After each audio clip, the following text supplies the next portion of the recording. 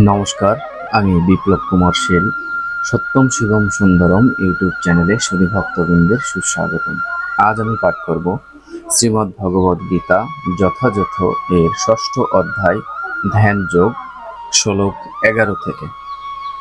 সত্যম Shivam Sundaram YouTube চ্যানেলে ধর্মশাস্ত্র পাঠে আপনাদের ভালো লাগলে চ্যানেলটি সাবস্ক্রাইব করে দেবেন এবং ভিডিওর লিঙ্কগুলো পরিচিত জনের মাঝে শেয়ার করে দিবেন।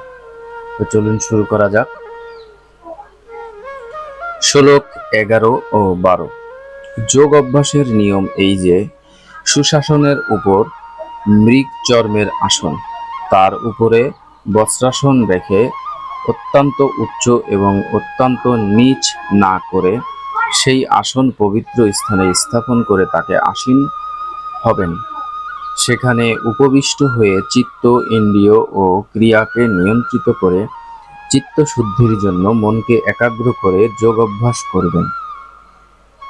তাৎপর্য: এখানে পবিত্র স্থান বলতে তীর্থস্থানকে বোঝানো হয়েছে। ভারতবর্ষে প্রায় সমস্ত যোগী ও ভক্ত গৃহত্যাগ করে প্রয়াগ, মথুরা, বৃন্দাবন, ঋষিকেশ, হরিদ্বার আদি স্থানে অথবা গঙ্গা ও যমুনা পরবর্তী কোনো নির্জন স্থানে বসবাস করে যোগ অনুশীলন করে।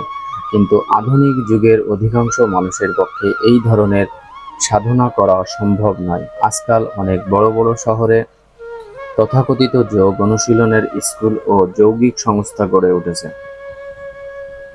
এই সমস্ত সংস্থাগুলি টাকা উপার্জনের একটি ভালো ব্যবসা হতে পারে, কিন্তু যথার্থ যোগ সাধনার জন্য এগুলি সম্পূর্ণ অনুপযুক্ত।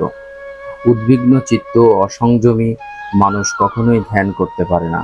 তাই বৃহন্নারদীয় পুরাণে বলা হয়েছে, বর্তমান কলিযুগে মানুষ যখন অল্পায়ু, পরমার্থ সাধনে অপটু এবং সর্বদাই নানা রকম উপদ্রবের দ্বারা উৎকণ্ঠিত, তাদের ক্ষেত্রে পরমার্থ সাধনের শ্রেষ্ঠ পন্থা হচ্ছে হরে কৃষ্ণ মহামন্ত্র সংকীর্তন করা।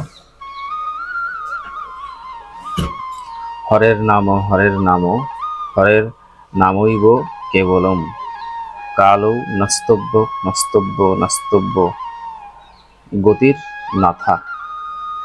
বিবাদ ও সঠতার পরিপূর্ণ এই কলিযুগে মুক্তি লাভের একমাত্র উপায় হচ্ছে হরে কৃষ্ণ মহামন্ত্র সংকীর্তন করা। এছাড়া আর কোনো গতি নাই, এছাড়া আর কোনো গতি নাই, এছাড়া আর কোনো গতি নাই। শ্লোক 13 ও 14।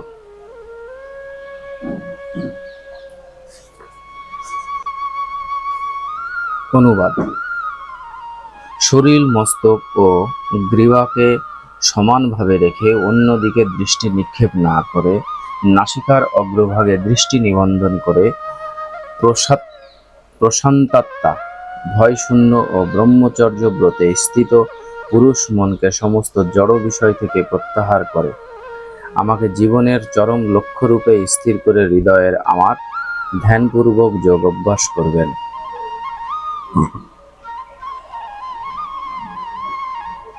তাৎপর্য: জীবনের উদ্দেশ্য হচ্ছে শ্রীকৃষ্ণকে জানা, যিনি চতুর্ভুজ বিশ্বরূপে সকলের হৃদয়ে পরমাত্মা রূপে বিরাজ করেছেন।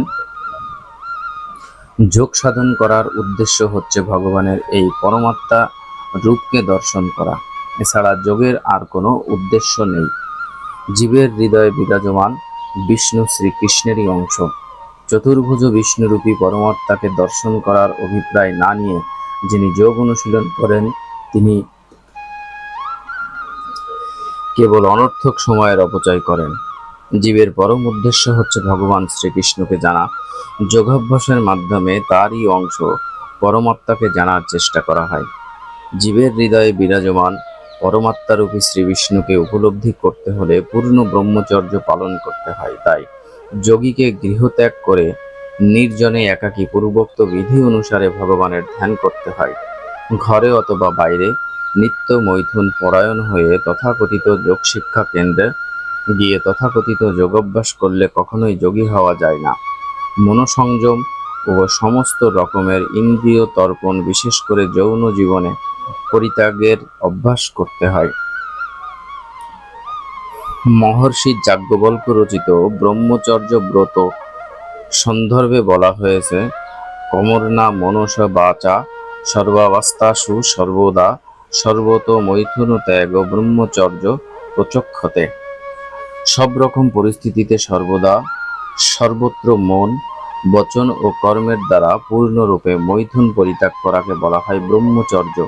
মৈথুন পরায়ণ ব্যক্তি কখনোই যথার্থ যোগাসন করতে পারে না। তাই শৈশব থেকে ব্রহ্মচর্য পালন করার শিক্ষা দেওয়া হয়, কারণ তখন যৌন জীবন সম্বন্ধে তার কোনো ধারণা থাকে না।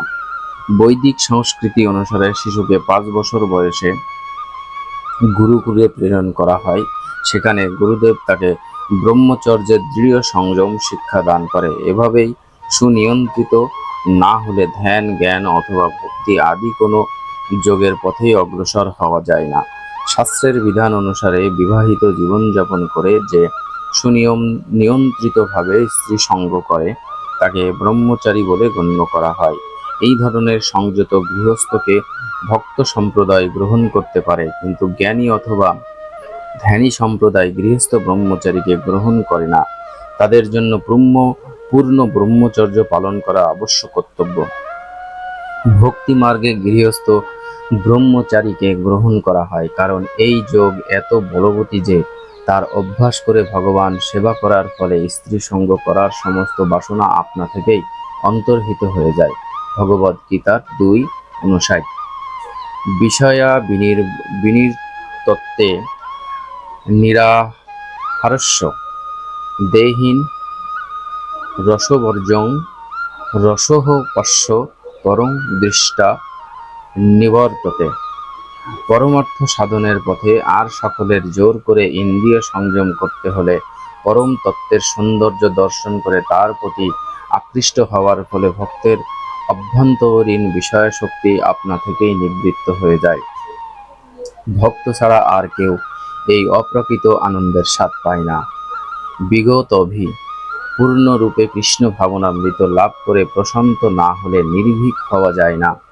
বদ্ধ জীব স্বরূপ বিস্মৃত হয়ে শ্রীকৃষ্ণকে ভুলে যাওয়ার ফলে সর্বদাই ভীত। শ্রীমদ্ ভগবদ গীতার 11:2-37 বলা হয়েছে, ভয়ং দ্বিতীয়া ভিনিবেশত সাদ্দি সাদপেতস্য বিপর্যয় স্মৃতি। কৃষ্ণ ভাবনামৃতই হচ্ছে ভয় থেকে মুক্ত হওয়ার একমাত্র অবলম্বন। তাই কৃষ্ণ ভাবনাময় ভক্তই কেবল যথার্থভাবে যোগ অভ্যাস করতে পারেন।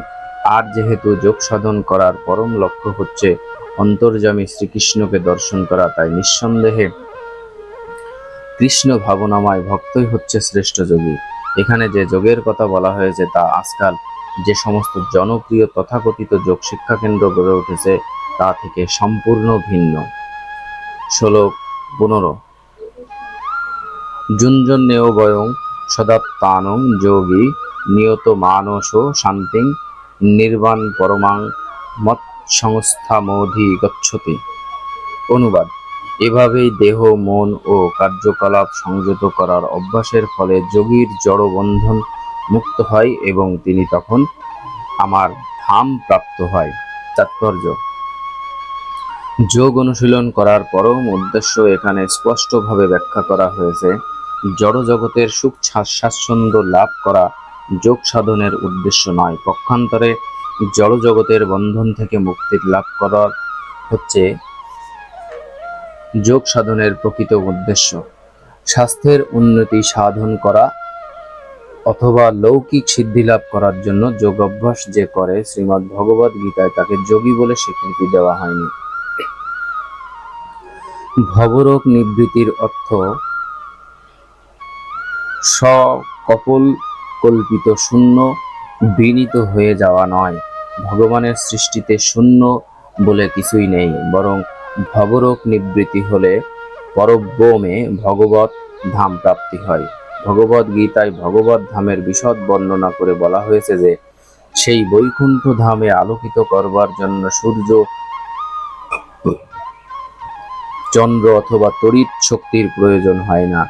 সেখানে প্রতিটি গ্রহই সূর্যের মতো আপন আলোকে উদ্ভাসিত।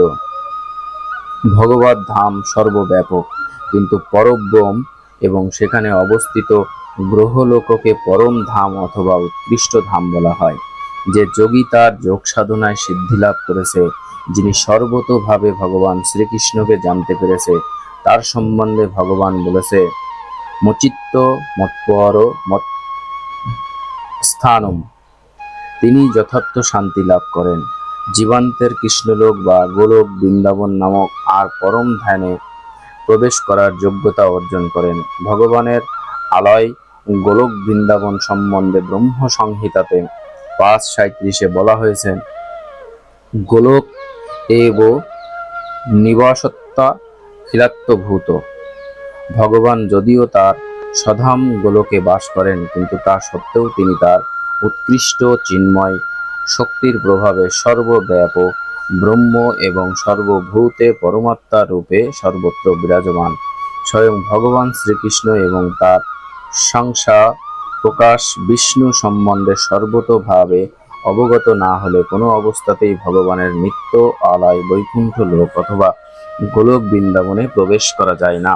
তাই পূর্ণরূপে কৃষ্ণ ভাবনাময় হয়ে যিনি ভগবানের সেবা করেন, তিনিই হচ্ছেন প্রকৃত যোগী, কারণ তার মন সর্বতোভাবে ভগবান শ্রীকৃষ্ণের চিন্তাতেই মগ্ন। সবই মনো কৃষ্ণ পদরবিন্দয়। বেদে শ্বেতাশ্বর উপনিষদে 3:8 বলা হয়েছে, তমেব বিদিত্তাতি মৃত্যু মেতি। পরমেশ্বর ভগবান শ্রীকৃষ্ণকে জানতে পারার ফলেই জন্ম ও মৃত্যুর হাত থেকে উদ্ধার পাওয়া যায়।